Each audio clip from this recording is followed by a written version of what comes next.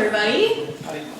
I'm so excited to be here. Transmediasf was one of the first meetups I came to when I moved to San Francisco about 2.5 years ago, and it was one of the reasons I was so excited about moving to the Bay Area. And I'm really glad I can be here talking tonight. So who in the audience would identify as a maker? Raise your hand. Awesome! That's a good number of people. Okay, who identifies as an educator of some sort? Okay, keep your hands raised. Who knows an educator or teacher? Okay, if your hand's still not raised, who knows a kid? Okay, great. So what I'm here to talk to you about tonight is about making in education. And more than that, change making in education. And I'm specifically going to tell you a little bit about the CityX project. So what I'm going to do to start is I'm just going to show you a real short video that kind of overviews what the CityX project is, and then I'll go into it a little bit more after that. So if you guys can't hear, shout. I'm going to start that.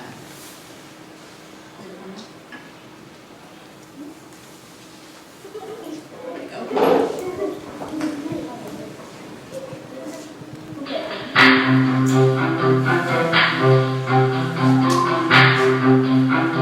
My name is Caleb, and I'm 8. My name is Lauren, and I'm 11 years old. My name is Lydia, and I'm 2 years old.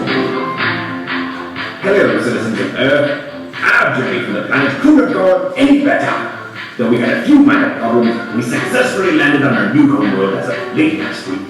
We are turning to the people of Earth to help us design our first city, CityX. Our citizens have begun identifying their problems, and we shall make their transmissions available to all the citizens of Earth. Please, take the time to get to know them so we can help them all on our new and sometimes dangerous planet. Our future and the future of mankind is in your hands. Thank you and good luck.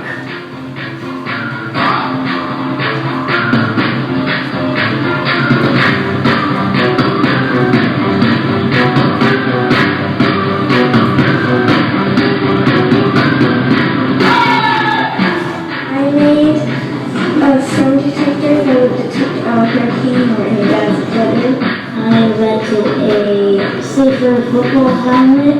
I'm going to do a robot companion and assistant.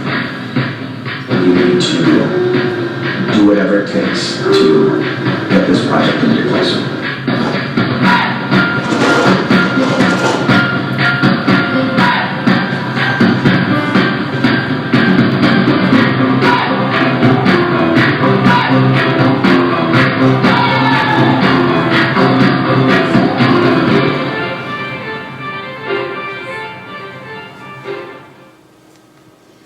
So this is the CityX project. We've been working on this for about 1.5 years, and basically it's a curriculum for 3rd to 6th grade students to begin to learn about the design process, about making, and particularly about 3D modeling and 3D printing. So the reason we started this was we started to see some of these tools going into schools. We're hearing a lot more every day about the maker movement. And we wanted, in particular with 3D printing, to create some curriculum that would help makers who wanted to do this in schools and would help educators who were also interested in making kind of have a place to start. So that's what CityX is. And as Maya said, the story of CityX actually started here at Transmediasf, the startup weekend. We kind of started by just throwing some printers into a classroom and seeing what would happen.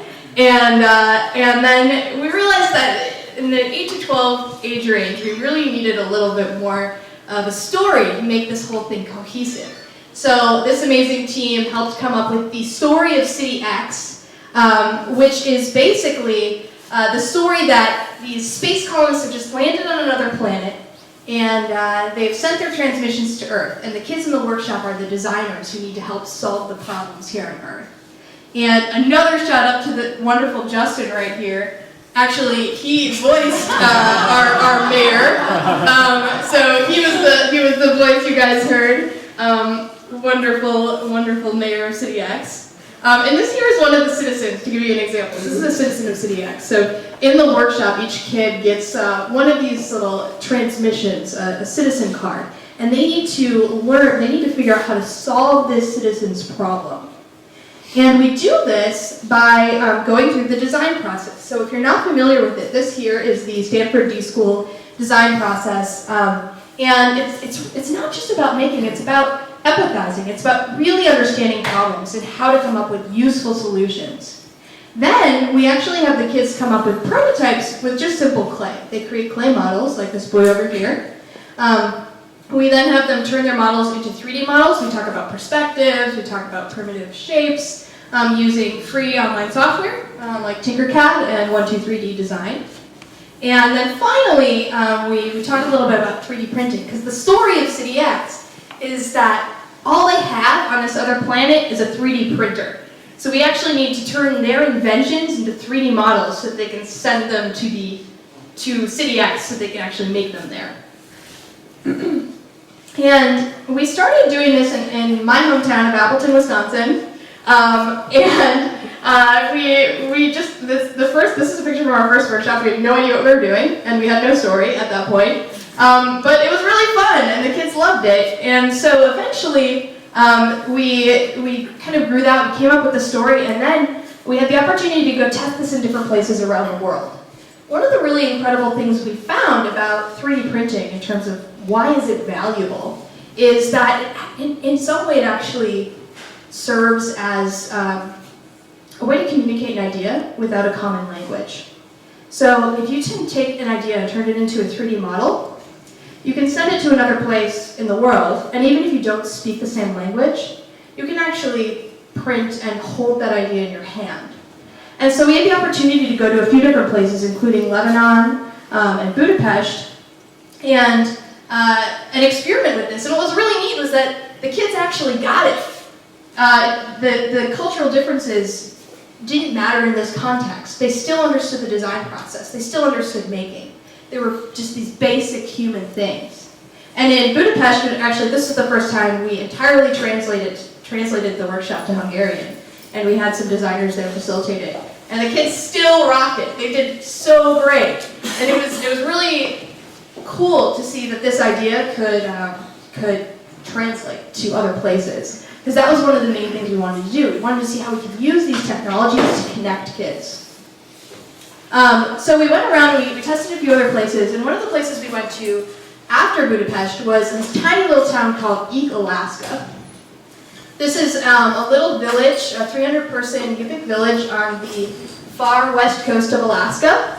And inside the classroom, it may not look very different from some of the other classrooms we worked in, but this is actually a view of IDEAco from the plane as we flew in. The only way to get to IDEAco is to take a prop plane. There are no roads in this town.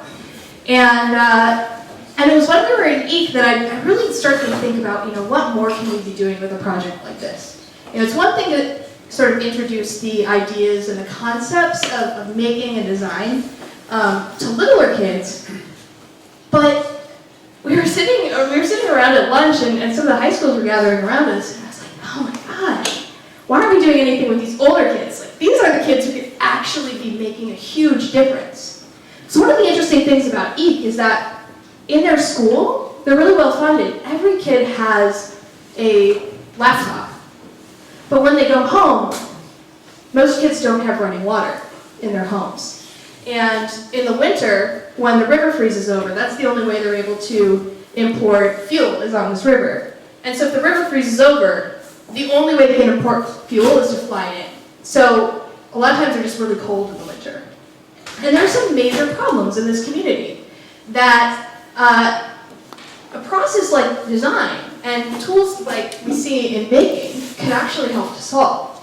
And so that got me thinking a little bit more about how can we be teaching not just making, but specifically human-centered design, real design skills to get kids solving real problems. And so I think we have this huge opportunity that is, youth in terms of solving problems, not just in places like IDEAco, but everywhere. If you look at where we live, there are opportunities in every city, there are problems in every place that people live that we can be solving with some of these tools. And how cool would it be if we actually were able to do that with kids? If they were actually the driving force in making that happen. And so since that visit to EAP, I've kind of shifted to not just thinking about how can we turn kids into makers, but thinking about how can we turn kids into change makers. Change makers are people who can not just make something because it's fun to make it, but they also know how to utilize those skills in order to help people. And what's really neat is that we found that by shifting the focus from just making to change making, we were able to get a lot more of the kids excited about the technologies we're using. Because in the classrooms with CityX, for example, we often found that some of the kids would get really excited about the 3D printers, and they're like, oh my gosh, this is the best thing ever. And that was, maybe like at most half the class. And the other half of the class are like, they're not really, they're like geeky sort, like many of us, maybe. And they're like, why are we doing this? But as soon as we introduced those citizens of CityX, the people that they needed to help, the reason that they needed to learn these skills, we had 100% engagement. So what I've been talking about a lot lately is not just that we need to be bringing making into schools, but we need to be bringing the reasons for making into schools. We need to be bringing change making into schools. Because that actually is kind of a missing element for getting kids excited about technology. Because some people really love tech just for tech, and other people want to know what you can do with it. And I think that's an incredible opportunity that we have. And so I wanted to just kind of share a little bit about our next project, which is called Reboot City. This is a civic innovation game for high schoolers. And this is kind of looking at that problem. How can we actually begin to get high school age students, even college age students, involved with the types of making that can actually impact their local communities? How can they actually solve different problems that we all face, be it San Francisco or a tiny town in Alaska? And with that, I just wanted to say, so you guys all know teachers, or you are teachers. These are some different awesome ways that you can engage. We've got, we're looking for regional partners. We have a few regional partners around the world who run the CityX workshop locally. We're looking for more of those. So if any of you know anyone who might be interested in running this workshop, you can go check this out. We also, just last month, released a totally free toolkit. It's literally includes everything you need in order to run the CityX project. So if you are a maker and you want to take this into your kid's school, or if you are a teacher and you want to start to introduce some making, we put together this resource. It has all the citizen cards, it has the videos from our wonderful Justin, the mayor, and all of that stuff. So you can start to bring this in, and we also did some Common Core alignment. So if you're a teacher, you know that's very important right now. And then finally, with Reboot City, we're really just looking for ideas and partners and things like that. So if you're interested in that sort of concept of how can we turn kids into change makers, I would love to talk to you, and I'd love to hear more about your thoughts. We're looking for not just advisors, but we're also looking for some schools and organizations to pilot our first program with this fall. So if any of you know anyone who would be interested in that, please come talk to me. And with that, I'll take some questions.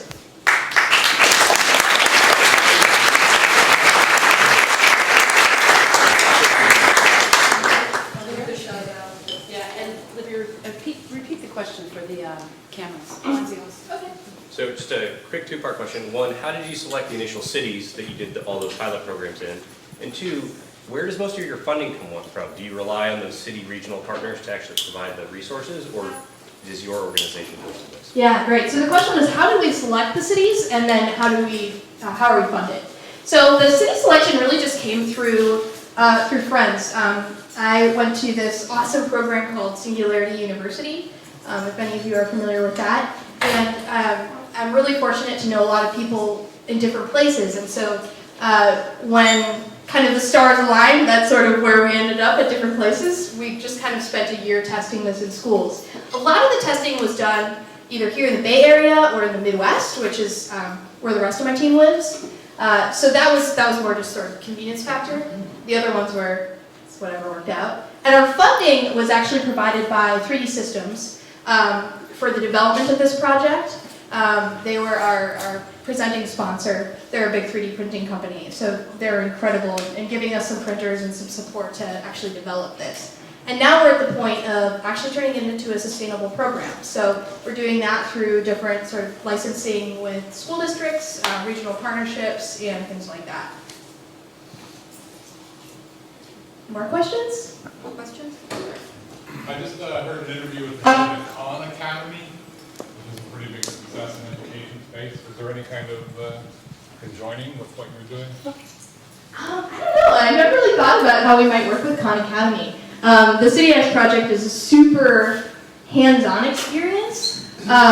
It's meant to really get kids, playing with their hands and building things and thinking, using this sort of D-school design process, which is very much about iteration. I think that'd be pretty hard to replicate in a video, which is more what Khan Academy is about. But I do think that Khan Academy is an excellent example of some of the great new tools that we're seeing in the education space, and some ways that teachers can sort of flip their classrooms to do more hands-on activities like the CityX project.